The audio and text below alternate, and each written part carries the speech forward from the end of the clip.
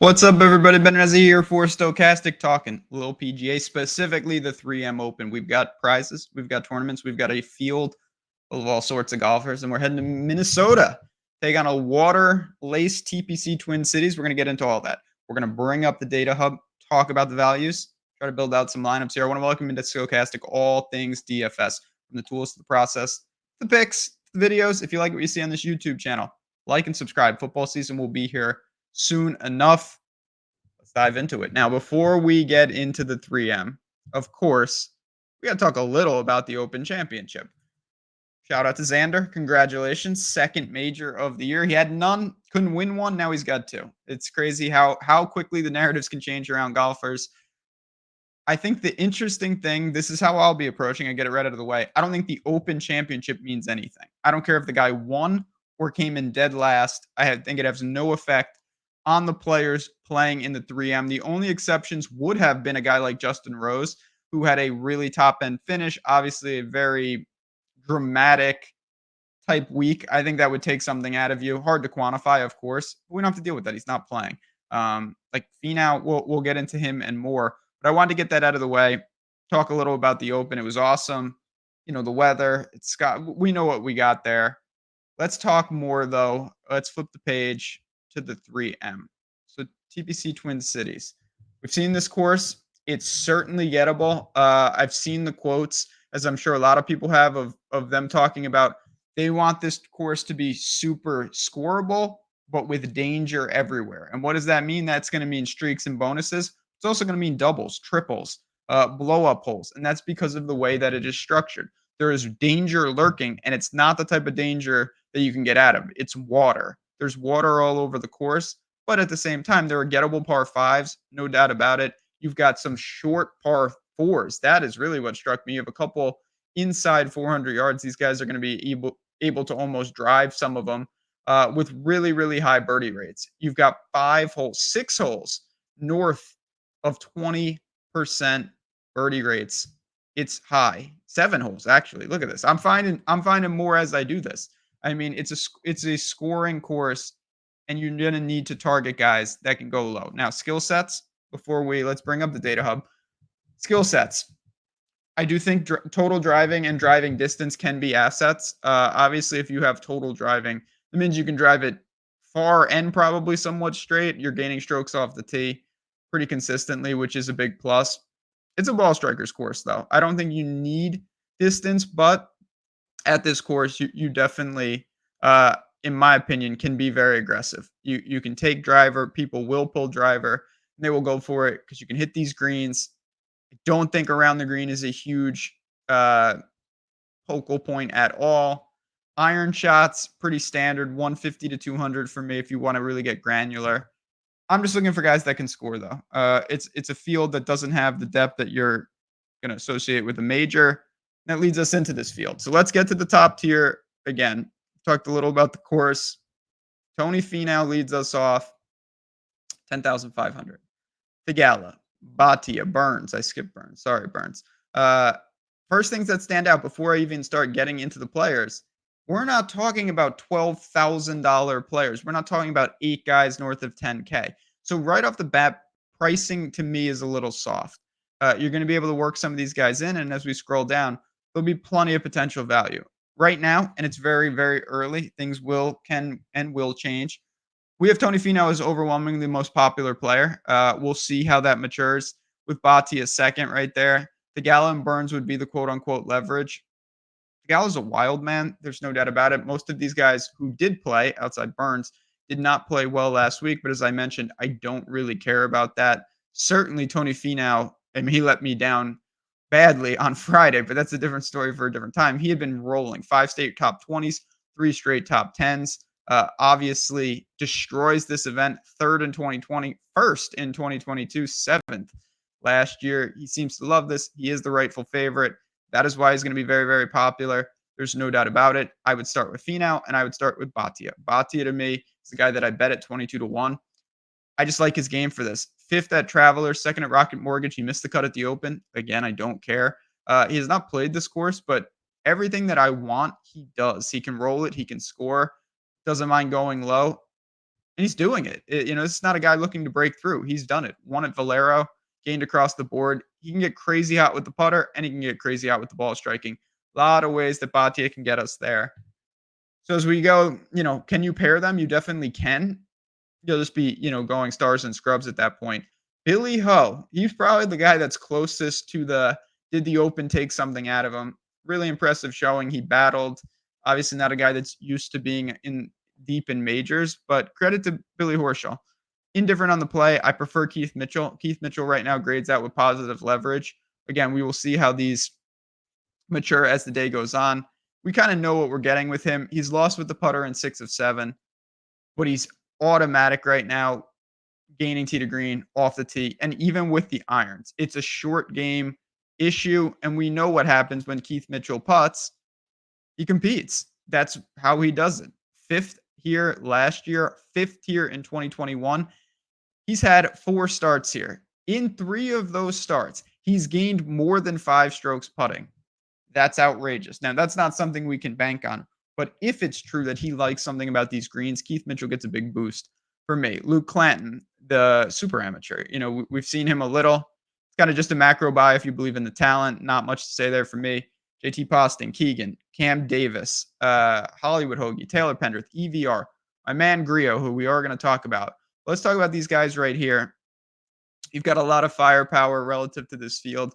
And the thing that stuck out to me, you've got some really, really aggressive off the tee players. You've got Keegan, who can really gain. You've got Cam Davis, who's just an absolute nut and can't putt at all. Pendrith is good off the tee. EVR is outstanding off the tee. Tom Hoagie, I don't really think of him as an off the tee player, but he's very solid, and certainly his irons are maybe the best in the field. He's one of the best iron players. He did not represent himself well over in Europe. He missed the cut in Scotland, 72nd at the Open, but that happens. He was 3rd at Travelers. This is a guy that can get it done. He was 4th here in 2022. He gained 10 strokes on the approach in that event.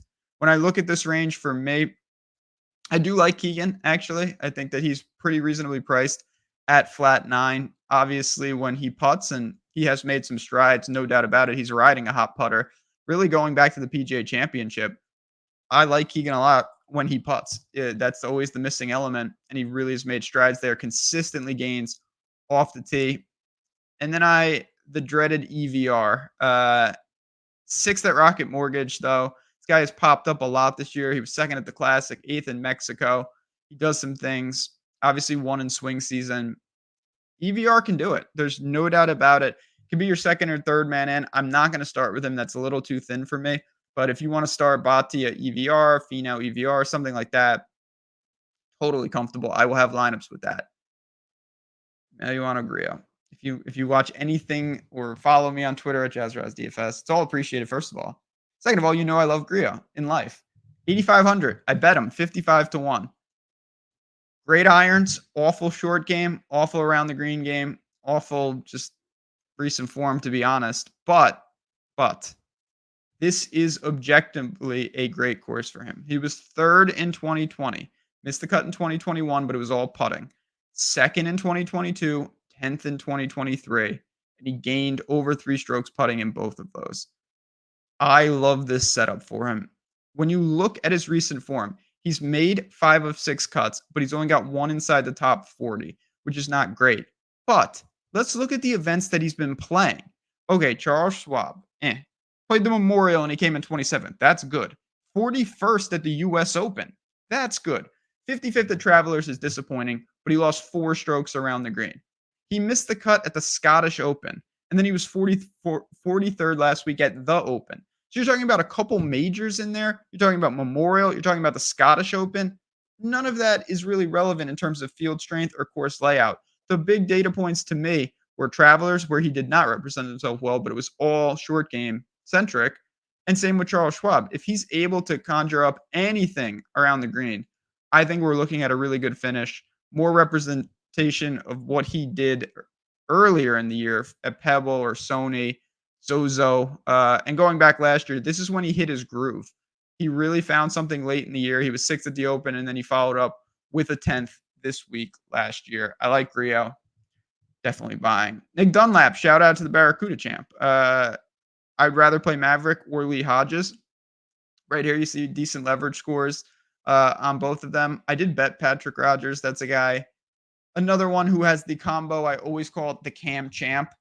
He's got the off the tee and the putter. And when they sync up, you can always win like that. Now, Patrick Rogers is a notorious non-winner, but it is worth noting. The guy that I want to talk about a little more in depth, though, let's talk about Lee Hodges.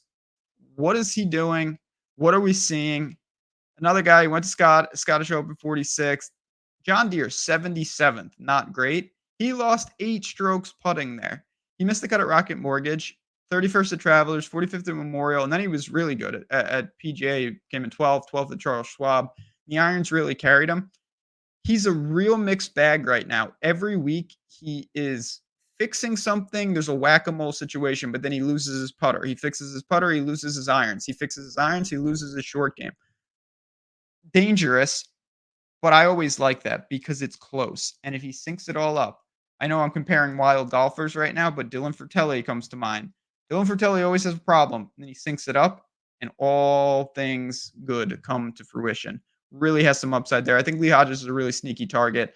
We're talking right now. If he's around 5% ownership, I think he'll be a little higher, to be honest.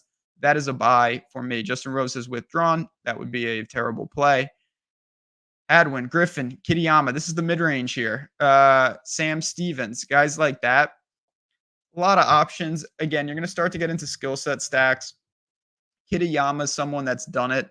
Big range of outcomes, but we've seen him take on fields, outduel guys like Rory when it mattered most. Bjorn Bjornsson, Sam Stevens, different types of players. Mackenzie Hughes is a wildly different type of player. So you've got Stevens and Kitayama. That's more if you're going off the tee. I'm going to really lean on that. You can look to pair them with EVR types, things like that if you're going skill set. Mackenzie Hughes is a complete putting wizard. You know, he's like Spieth style. Then you've got, don't look now, but Chan Kim is playing good golf. 12th at Deere, 10th at ISCO, which was, the alt event, whatever the hell that was, what we got going on there. I like this guy, though. Honestly, I don't think you're going to need to allocate a lot. If he is this popular, that's going to be tough to stomach. But again, as this updates, I think that'll be a little too aggressive for a guy like Chan Kim. I'm stunned that people are going there in that big of a number. But you know what? The recent form does dictate it, and I get it. Harry Hall obviously had some really good recent form, and so did Rico Huey. He's been all over the board, breaking people's hearts on my Twitter. He was runner-up at that. He was 6th at Rocket Mortgage. He is someone that really leans off the tee. So if you are coupling or bucketing some of these off the tee guys, him and Johnny Vegas belong on that list. I kind of like the range right below it, though. Bo Hostler, to me, is a really interesting tournament play. He is someone that, we know he's got all the talent in the world. The short game is very secure. Can he flip the irons? Right now, the answer has been no. 7 of 8 he's lost with the irons. That is killing him because he's gained 4 or 5 off the tee. He's gained him 4 straight around the green. He's gained him 4 or 5 with the putter. It's all right there. He's got to fix those irons. U.S. Open was a miscut. The PGA was a miscut. But those are big-time events. Around that, it's been good. He's made 7 of 8 cuts. That's what I'm kind of banking on. I like him at 75. I play Svensson seemingly every week. Honestly, I don't see myself stopping. I'm just macro buying on Svensson pretty much all year. He's been great tee to green. He's been awful with the putter. He has gained only twice in the last couple months with the putter, and those were quality finishes. 24th at Charles Schwab and 16th at Travelers. He gains every time off the tee, and he will gain off the tee here, pending he doesn't go in the water like 8 times. I like Svensson. These are guys that I'm going to pepper in this range. Mr. Lawrence, shout out to him. Great showing last week. I would rather play most of the guys in the same range. I'd rather play Svensson, Hostler, Greiserman, Doug Gim, the Grim Reaper. Really, any of those guys. Again, we will see how ownership shakes out. If Doug Gim is crazy chalk, it's not to say that I'm just going to exclude him to the pool blindly, but that's a bigger conversation of can I allocate 20% to get leverage or something like that. Right now, my answer would be no. I'd rather come in around the field with him and allocate some of those shares. But again, we're going to see what the Sims give us. That's how I'll be running my lineups, no doubt about it. And no better time to talk about that as I scroll up just a little bit. This is the Data Hub, contest generator, pre-contest sim, post-contest sim, all part of the Stokastic tools here. This is powerful stuff. We've been using it for all the different sports. You've seen the results. If you haven't seen the screenshots, testimonials, and the winners, go to OddsShopper Hall of Fame, go to Stokastic Hall of Fame. It's all there for you. Really good stuff that we're super excited about with football just around the corner. The links are below to come test it out. I know this isn't a major, but the money's just the same. A lot of money up for grabs. Also, we'll talk about OddsShopper before I get out here. I got some exciting news over there as well. But let's start digging into the cheapies.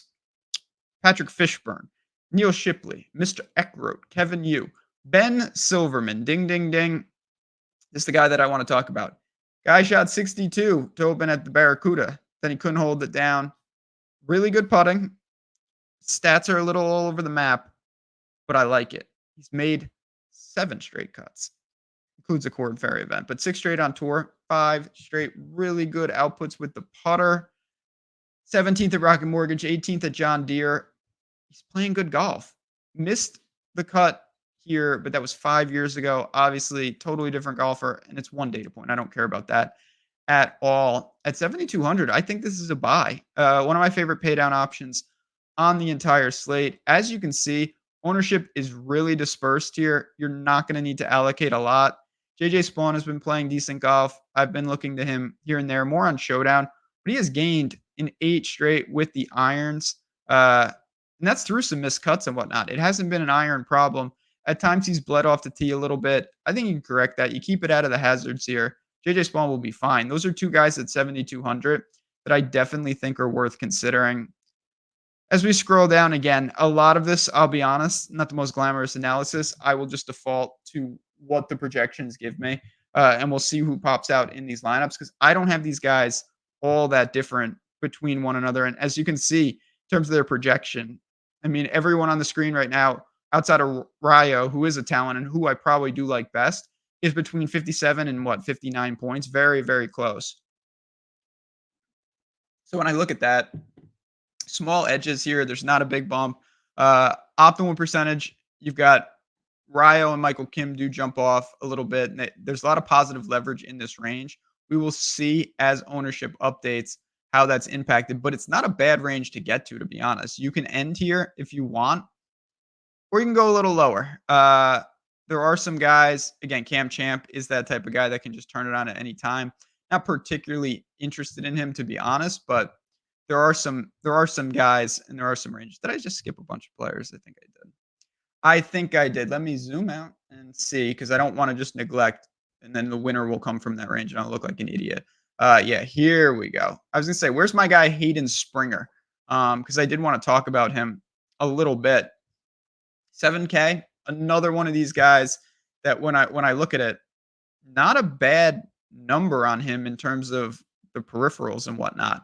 You're talking about very low ownership, decent optimal percentage. He's got good leverage right now. He's been playing quality golf. Can do it in a number of ways. Again, he's a 7K golfer in a field like this, but he's well-rounded. When he came in 10th at Rocket Mortgage, 7th at John Deere, he gained strokes in every category. That's what I'm talking about. If you can do that, you can do some damage here. Carson Young, big boom bust lately. He's got 6 missed cuts out of the last 10, but he's got some top end finishes in the last 10 as well. So you can kind of live with that knowing, okay, he could derail my lineups, but he gave me a 5th at John Deere, a 14th in Canada. This guy was 8th in Mexico earlier in the year, had a top 10 in swing season. He can do it. There's no doubt about it. Off the tee, probably his strongest club.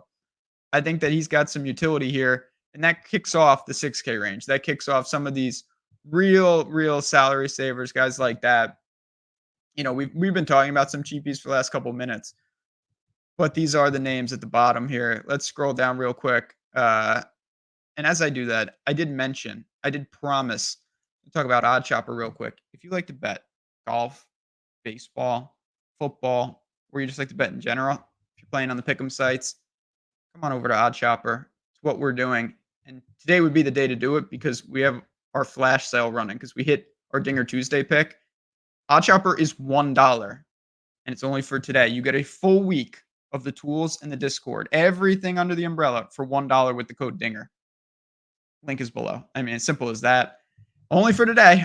If you're watching this on Wednesday, if you're watching this on Thursday, I can't help you because A, the golf is locked, and B, the Dinger promo is over. So I am sorry. But if you're watching this on Wednesday, you do have the window to take advantage of it. Just go to OddsShopper. You can click this banner ad, type in the code DINGER. You're in for a week for $1. Toasty, Dahmen, Lanto. No, I'm not just naming random names.